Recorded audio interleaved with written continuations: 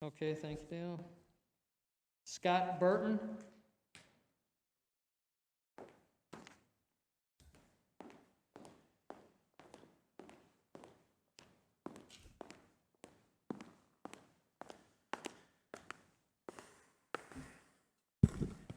Good evening.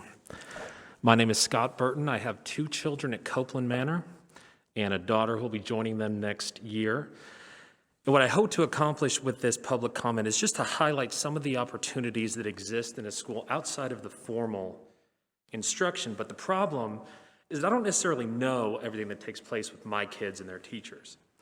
So what I'd like to do is comment on my experience as a student who went through the Libertyville public school system. Now, I'm going to be talking about teachers and administrators, and I'm going to purposefully use their names.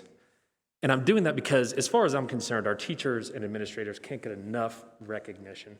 So this is just a small way that I'd like to do that tonight. I'd like to tell you about Sean Healy. Mr. Healy still teaches at Vernon Hills High School. He was my algebra teacher when I was in high school. And he may appreciate the shout out, but he might not like how much I just aged him. He taught me algebra, and he did a great job.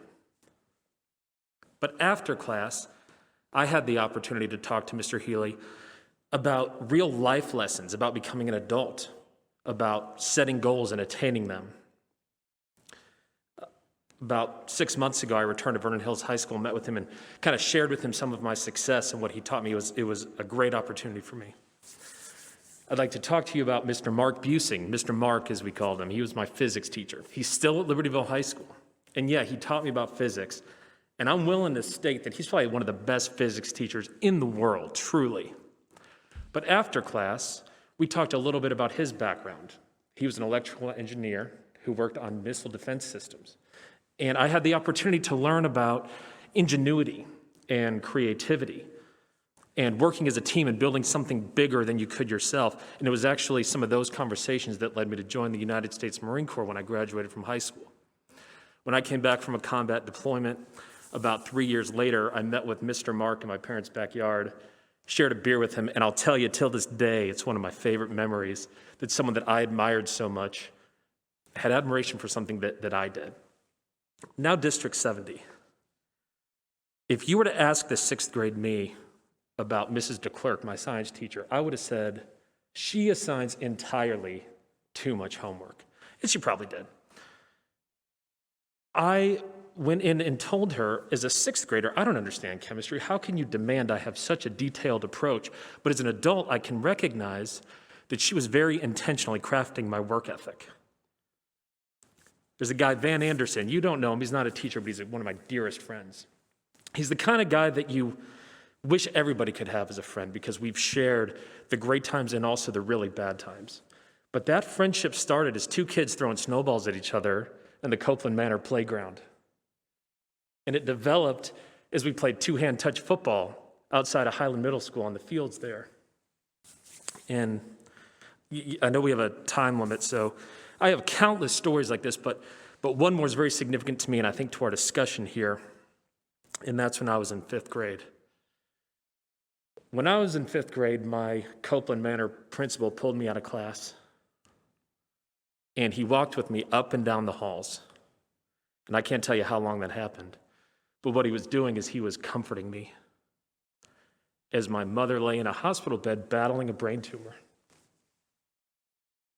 Now, I just realized, but up until this point, I don't know if anybody else on earth has ever heard that story, but I bet for those of you who know Mr. Snow, you probably understand just how true that story is.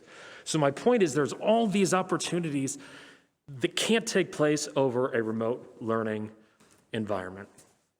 So that being said, I want to acknowledge the reasons we're not in school. There is risk. I want to explain why my wife and we decided that in-person is important. Because we know the risk. We've looked at the data, the metrics. We know there's a risk to their health, but we value those opportunities so much that we think it outweighs the risk. And I wasn't planning on talking about this, but I think as my civic responsibility on the eve of one of the most contentious elections in recent history, I want to acknowledge the fears that people have. And we're not anti-safety, we're pro-school, pro-education, pro-opportunity. That's what allowed me to persevere through law school. And Ms. Schilling, I'm sure you understand how difficult it is to get through law school. This is what I relied upon. So, I find myself, I think, in a unique position to really appreciate what you as a board and as an administrator are dealing with. My professional career, I have the ability to work with and be a resource to many federally, state, and local elected public officials. So I know that you're going to hear from me, but there are also competing interests.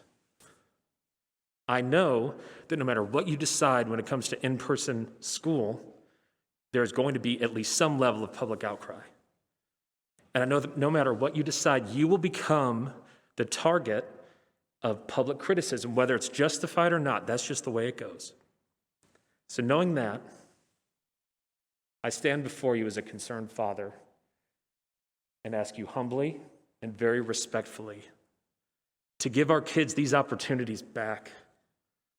I want to thank you for your time tonight listening to me, and I want to very sincerely thank each of you for your service to this great community, because it's not an easy job. Thank you. Thank you, Mr. Burton.